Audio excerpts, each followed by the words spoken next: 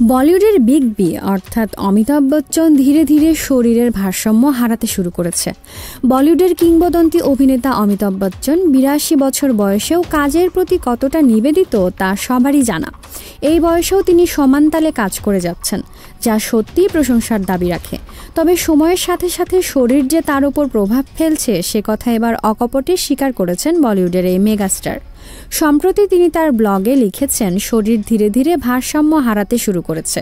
রোববার ভক্তদের সাথে দেখা করার পর তিনি তার ব্লগে দৈনন্দিন জীবনের নানা পরিবর্তন নিয়ে কথা বলেন। কাজের পাশাপাশি এখন তার জীবনযাত্রার একটি বড় অংশ জুড়ে রয়েছে নিয়মিত ওষুধ খাওয়া। তার কথায় শরীর ধীরে ধীরে ভারসাম্য হারাতে শুরু করেছে। শরীরকে সুস্থ রাখার জন্য নিয়মিত যোগব্যায়াম, শ্বাস প্রশ্বাসের ব্যায়ামের দিকে নজর দিতে হচ্ছে। এখন আগের মতো কাজ করা যায় না, কিছু করতে হলে আগে চিন্তা করতে হয়। ডাক্তারের পরামর্শ অনুযায়ী একটানা অনেকক্ষণ তিনি দাঁড়িয়ে থাকেন না, পড়ে যেতে পারেন।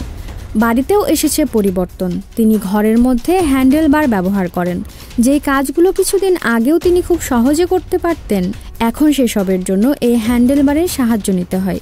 শরীরের ভারসাম্য ধরে রাখার জন্য এই সরঞ্জামগুলো তার জন্য খুবই জরুরি হয়ে উঠেছে। অভিনেতা আরও বলেন, এই সময়টা সবার জীবনেই আসে, কিন্তু আমি চাই না এটা আসুক। আমরা যেদিন পৃথিবীতে জন্ম নিই সেদিন থেকেই মৃত্যুর দিকে এগোতে থাকি।